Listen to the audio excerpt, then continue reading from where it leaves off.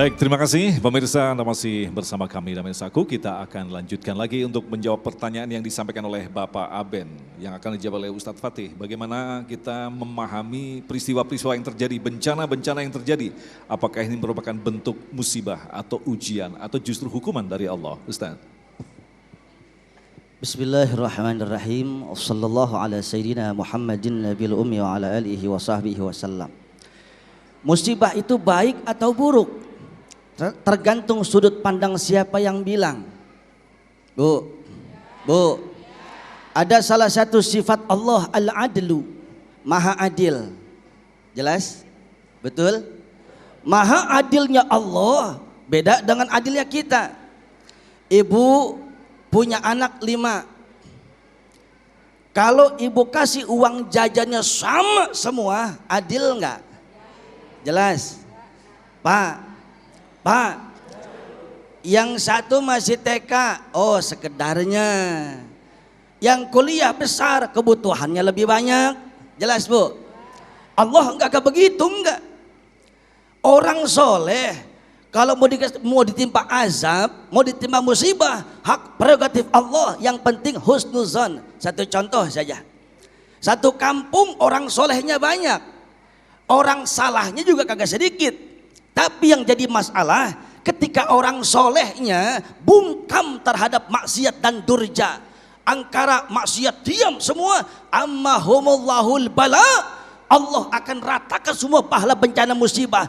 Karena ulamanya diam saja, aparatur pemerintahnya diam saja, tidak ada sinergi untuk menghilangkan akar murka. Allah habiskan semua dengan musibah. Karena nilai setitik rusak susu sebelanga. Karena perbuatan oknum, tapi karena mereka diam saja semuanya kena. Nauzubillah min.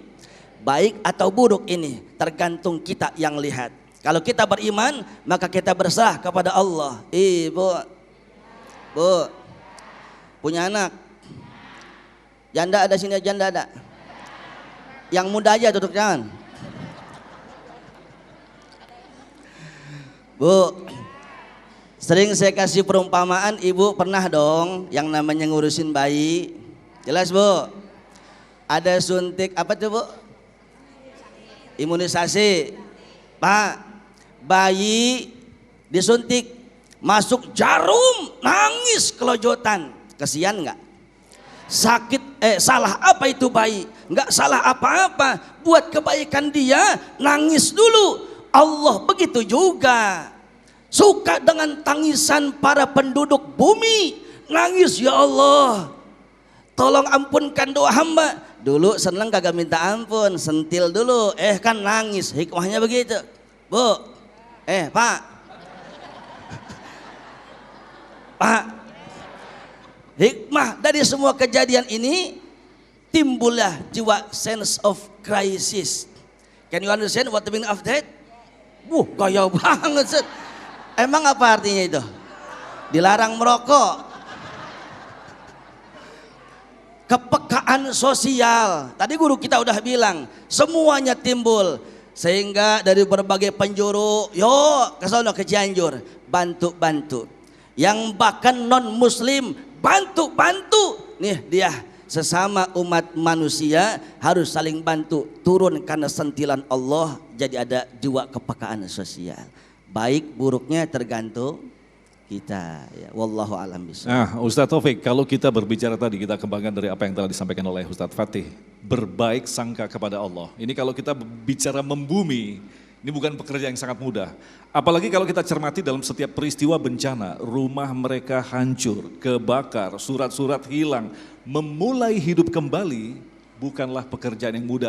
Disinilah titik kita akhirnya menjadi putus asa dan berburuk sangka kepada Allah. Lantas bagaimanakah kita bisa mampu membangun keyakinan bahwa Allah pun akan merubah ini semua? Tidak semua orang sama kualitas keimanannya, Ustaz. Iya, di Quran surat Ali Imran ayat 191, di situ di saat ajaran mengingat kita kepada Allah, alladzina yazkurunallaha qiyaman, berdiri, wa qu'udan, duduk, di ujungnya ada bunyi begini, Rabbana ma khalaqta hadza batila subhanaka faqina adzabannar. Ya Allah, ya Tuhan kami, semua yang kau ciptakan nggak ada yang sia-sia. Nah, yuk yang tadinya masih jauh sama pengajian, yang tadinya masih jauh sama duduk sama nasihat ulama, ini bukan menggurui, apalagi yang sedang ngaji Dhamma Indonesiaku TV One hari ini. Yuk kita lihat lagi di Quran, di surat ke-29 Al-Ankabut juz 20 ayat 2 dan 3. Mungkin kemarin baru sekedar pencitraan. Kami beriman loh kepada Allah.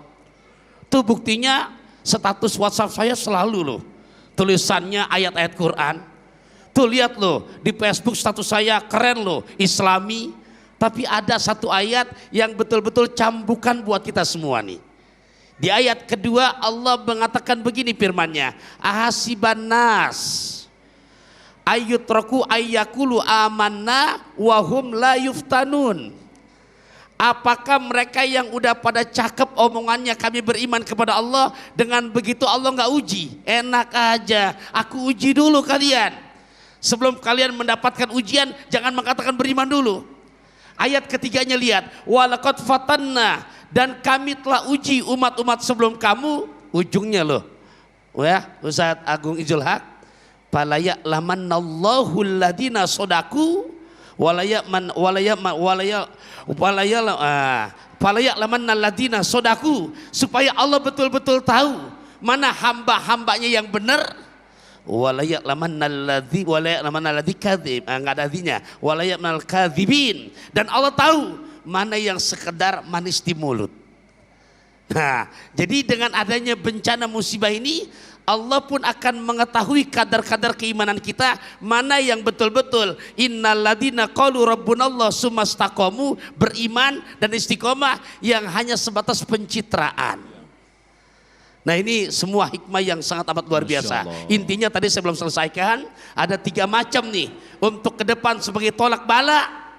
Pertama, ingat memakmurkan lagi rumah-rumah Allah. Tadi tolong ke depannya kita makin saling cinta karena Allah. Jadi mau yang Sunda, yang Betawi, yang Jawa, yang Sumatera, yang Kalimantan, kita Bhinneka Tunggal Ika. Dan yang ketiga, mudah-mudahan ini betul-betul secara pribadi kita betul-betul bisa mengaplikasikan dalam keseharian. Apa? Wal mustaghfirina bil ashari. Makin kita minta ampun kepada Allah Subhanahu wa Ta'ala, apalagi secara personal. Boleh keluarkan kata-kata cakepnya, boleh? Boleh?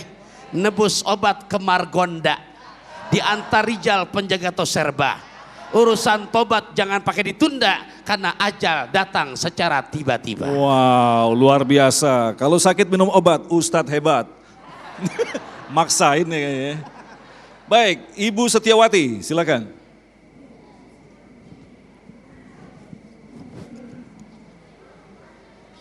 Bismillahirrahmanirrahim. Assalamualaikum warahmatullahi wabarakatuh. Nama saya Ibu Setiawati dari MT At-Taqwa. Saya mengutip sedikit dari Ustadz Agung tadi, bahwasanya keimanan seseorang tidak sama. Lalu mengapa kita harus tabah dalam menghadapi ujian dari Allah? Dan kemudian kenapa wujud kasih sayang Allah selalu dicontohkan dengan musibah? Terima kasih dari saya. Wassalamualaikum warahmatullahi wabarakatuh. Assalamualaikum warahmatullahi wabarakatuh. Silakan Ustadz Fatih. Bunda, dari jauh si kapal Banten, cakep. Mohon maaf guru ya. Ulang ah. Dari jauh si kapal Banten, patah tiang tali kemudi. Dari jauh saya datang untuk ketemu Ibu Selistiawati. Misul ada misul. Bunda yang saya muliakan, kenapa sayangnya Allah harus dengan yang sakit, harus dengan yang pedih? Bukan urusan kita. Iza ahabballahu abdan ibtalahu. Jelas. Ketika Allah sayang sama orang hamba, dikasih ujian. Ujian senang, ujian. Banyak orang sukses, tapi banyak orang juga kagak sukses.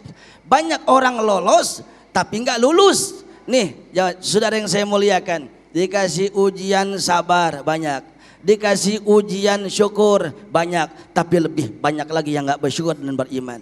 Saudara yang saya muliakan, Bunda, Bu, kalau kita tahu, Pak,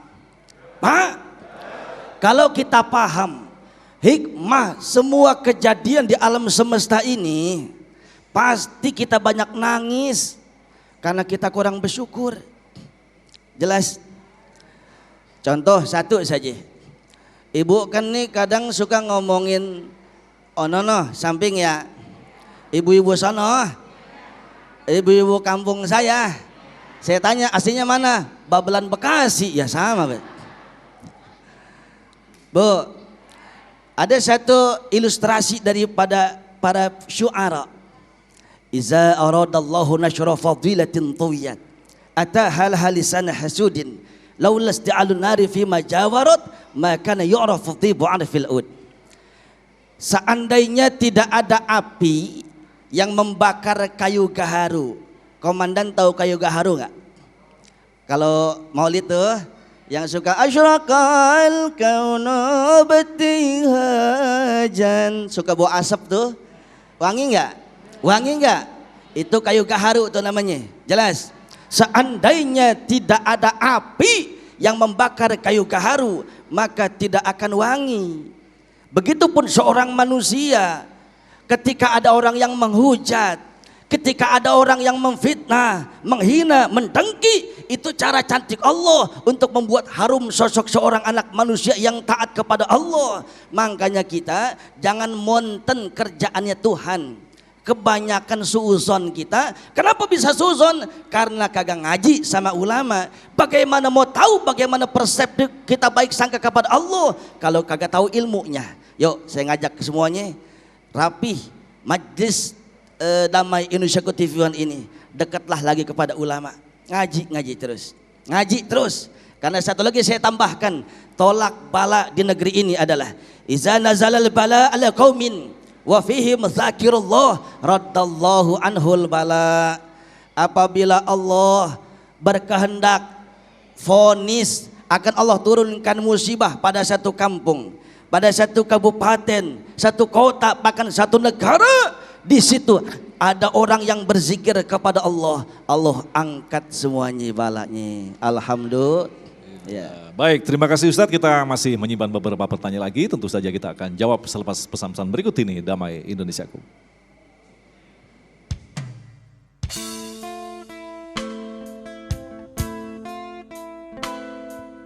Bagaimanakah bila saatnya waktu terhenti, tak kau sadari masihkah ada jalan bagimu untuk kembali mengulang ke masa lalu.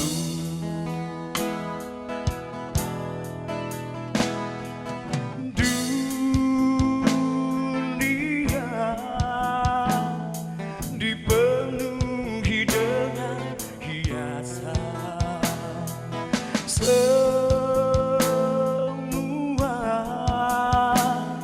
dan segala yang ada akan kembali padanya.